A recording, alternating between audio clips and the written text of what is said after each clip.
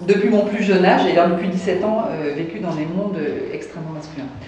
Alors, moi je dirais ce que j'en retire, c'est d'abord, enfin pour les femmes, c'est certainement d'abord d'avoir confiance et de se dire que c'est pas parce qu'on est minoritaire qu'on est moins compétente.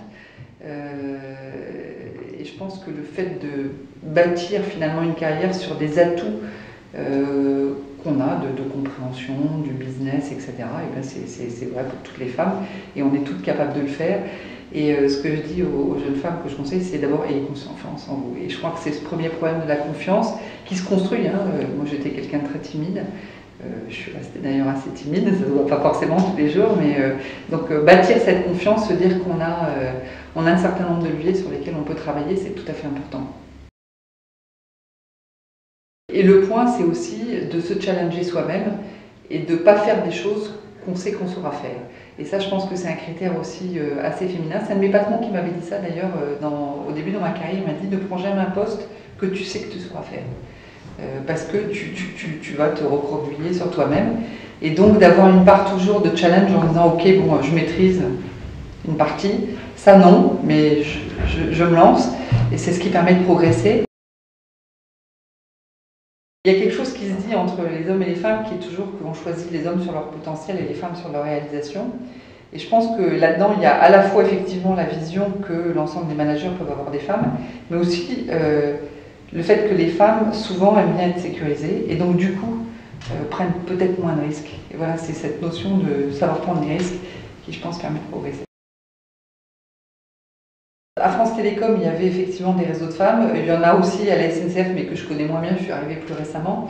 Ce qui me paraît très important dans ces réseaux, c'est d'abord la solidarité. Le fait d'échanger avec d'autres femmes sur des problématiques, par exemple le fait qu'on est toujours vu comme beaucoup plus jeune qu'on est. Ça, c'est quelque chose qui est très frappant. J'ai échangé avec beaucoup de femmes là-dessus. On a beau avoir, et moi je commence à avoir un âge certain, on va dire, on est toujours vu comme étant une petite fille quelque part. Et de pouvoir échanger sur des choses aussi, j'allais dire, qui sont des détails finalement, avec d'autres femmes, c'est rassurant parce qu'on dit, il n'y a pas que moi qu'on prend pour un bébé à l'école maternelle, elle aussi, et pourtant je sais que c'est une femme extrêmement forte et costaud, donc voilà, c'est pas grave, on s'en fiche, on continue. Donc échanger c'est important dans les réseaux, et puis en face à face. Moi j'essaie de le faire, alors jamais assez, mais c'est quand je vois des jeunes femmes de dire oui tu peux le faire, mais bien sûr que tu peux le faire. Et d'ailleurs si tu te comparais à quelqu'un d'autre, un homme, eh bien tu peux très très bien le faire. On a toutes les femmes eu dans notre carrière des moments où on nous a dit, et quelquefois pour notre bien, tu ne prendras pas ce type de poste. Moi à un moment donné quand j'ai quitté France Télécom, en fait je n'ai pas pris un poste dont j'avais envie, parce qu'en fait j'étais en concurrence avec un de mes amis d'ailleurs, et on m'a dit toi ma pauvre, tu as 3 enfants, il faut que tu t'en occupes, ce poste international, vraiment on t'aime tellement qu'on te veut du bien, donc il faut que tu aies le temps de t'occuper de tes enfants. Et en fait c'était mon choix et celui de mon mari. Et j'ai pas complètement accepté le fait qu'on fasse des choix à ma place. Et mes enfants, j'essaie de m'en occuper et je m'en suis, j'espère, bien occupée.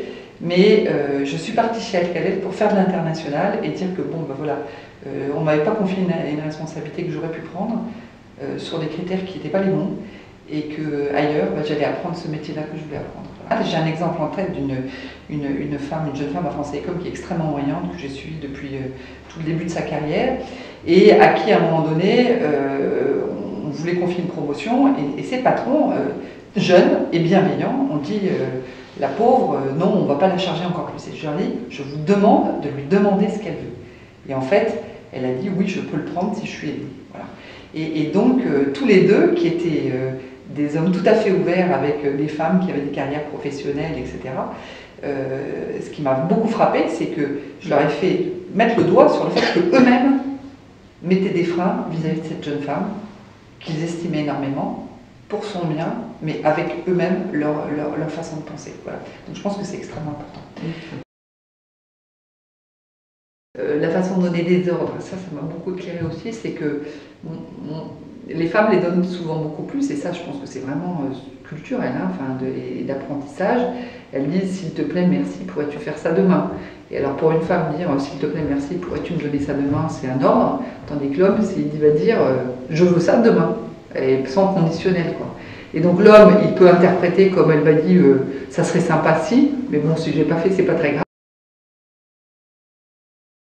Il y a une sociologue américaine qui a écrit un bouquin qui est très très précis d'ailleurs sur la façon qu'ont les femmes de s'exprimer, la façon dont elles sont vues, comment elles sont entendues, comment elles gèrent leur carrière, comment par exemple le fait qu'une femme souvent pose beaucoup de questions est interprétée souvent par les hommes par elle est incompétente, alors qu'en fait elle essaie d'aller droit au but, qui à la fois me renvoyait finalement une image de pratique que j'avais et dont je ne comprenais pas l'effet qu'elle pouvait avoir sur les autres. Et donc de temps en temps de lire des études, ben moi ça a été ce qui me permettait de me dire je fonctionne comme ça, voilà comment c'est interprété, donc fais-y attention. Voilà.